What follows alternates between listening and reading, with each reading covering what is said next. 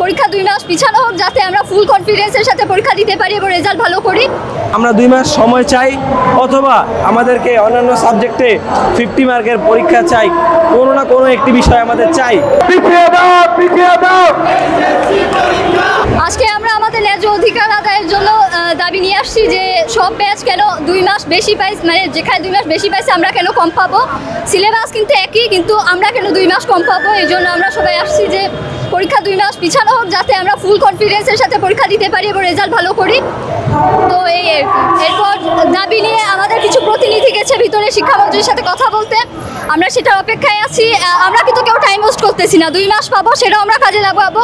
এখানে আমরা বই নিয়ে আসছি, যে যার মতো পড়তেছি, কারণ আমরা ওই টাইপের স্টুডেন্ট না যে আমরা সময় পেয়ে সেটাকে কাজে লাগাইনি। আমরা কম সময় পাইছি, আমরা সেইটাই আদায়ের জন্য আসছি যে সব ব্যাচের থেকে আমাদের মধ্যে আমরা কেন বঞ্চিত হব। তো এরপরে যদি আমাদের প্রতিনিধিরা এসে জানাবে, যদি পজিটিভ কিছু না পাই তাইলে আমরা অনশন শুরু করব, যেটা আমাদের জাতির পিতা আমাদেরকে শিখিয়েছেন যে ন্যায্য দাবি না করলে দরকার হয় নিজের জীবনকে বিনিময় করে দাবি আদায় করতে হবে। তো আমরা সেটা হোক 10-15 জন, প্রবলেম হইলে তো সরকারেরই দায়। তো এইটাই আর কি, যখন ফলাফল পাওয়ার পরে অধিকাংশ স্টুডেন্ট তো এখন নামতেছে না, ফলাফল পাওয়ার পরে ঠিকই আত্মহত্যা করবে।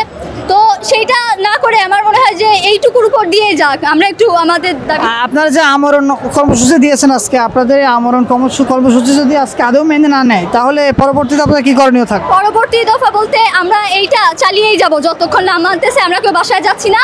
আমাদের আরও ফ্রেন্ডরা আছে, তারা তাদের কোচিং কলেজ শেষ করে আবার আসবে।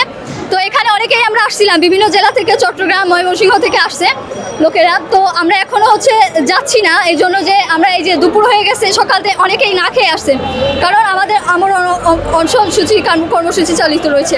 তো যতক্ষণ না হয় আমরা কেউ কিছু খাচ্ছি না, সেটা পানি হোক আর যাই হোক, দাবি আদায় পর্যন্ত থেকে যাব। মেয়েরাও বাসা থেকে পারমিশন নিয়ে আসছি, যাতে চিন্তা না করে আমরা ইনশাল্লাহ পজিটিভ কিছু নিয়েই বাসায় ফিরবো।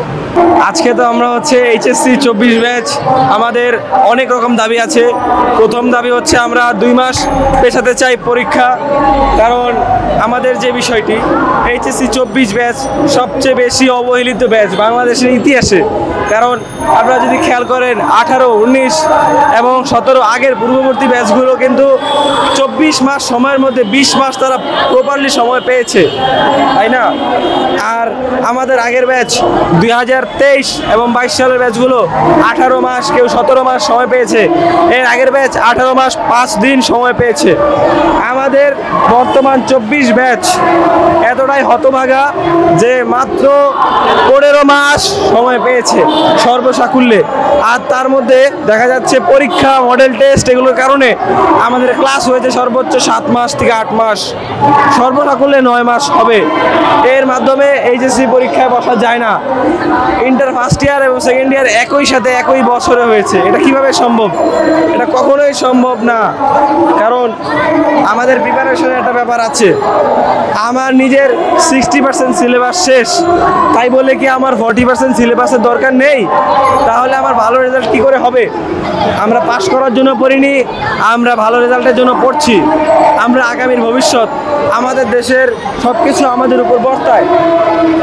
আমরা কখনোই চাইবো না কোনো রকমে পাস করে আমাদের ভবিষ্যৎকে একটি বিপদের মুখে ঠেলে দিতে।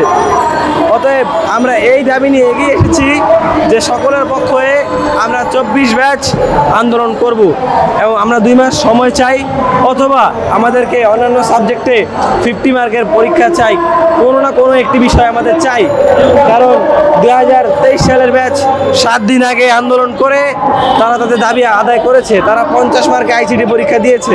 তাহলে আমরা কেন নয়? আমরা তো আর হাতে 24 দিন আগে আমরা আন্দোলন করছি, আমাদের কেন সময় বাড়িয়ে দেওয়া সম্ভব হবে না?